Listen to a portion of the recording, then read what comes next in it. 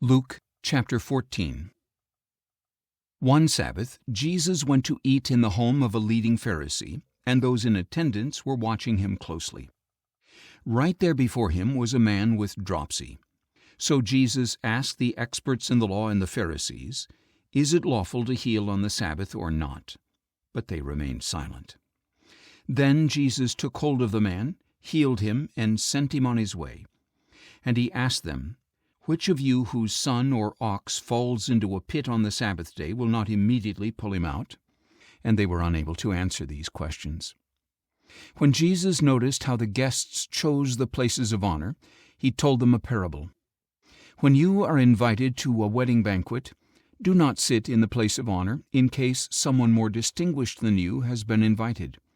Then the host who invited both of you will come and tell you, 'Give this man your seat.' And in humiliation you will have to take the last place. But when you are invited, go and sit in the last place, so that your host will come and tell you, 'Friend, move up to a better place.' Then you will be honored in front of everyone at the table with you.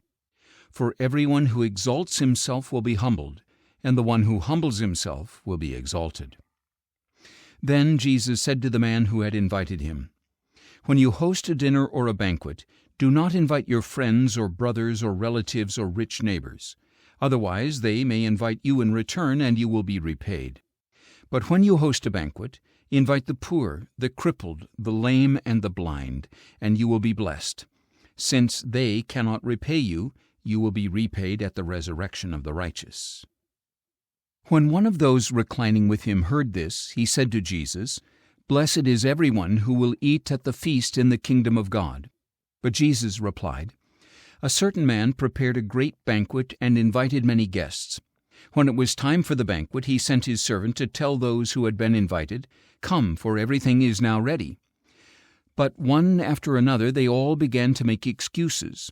The first one said, 'I have bought a field and I need to go see it. Please excuse me.' Another said, 'I have bought 5 yoke of oxen and I'm going to try them out. Please excuse me.' Still another said, 'I have married a wife, so I cannot come.'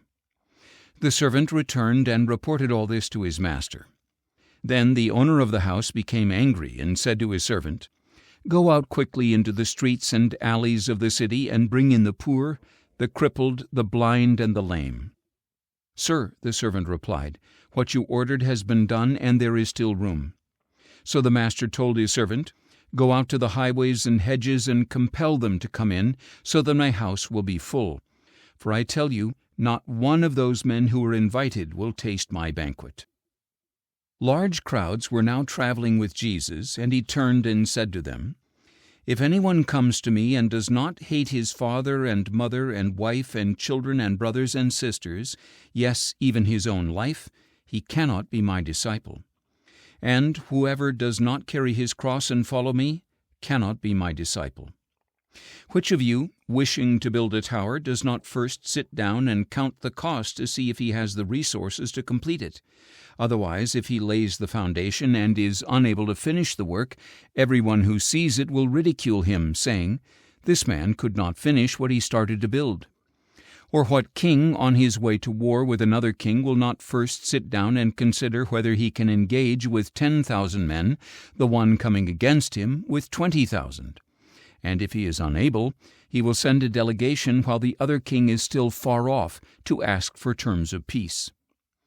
In the same way, any one of you who does not give up everything he has cannot be my disciple. Salt is good, but if the salt loses its savor, with what will it be seasoned? It is fit neither for the soil nor for the manure pile, and it is thrown out. He who has ears to hear, let him hear."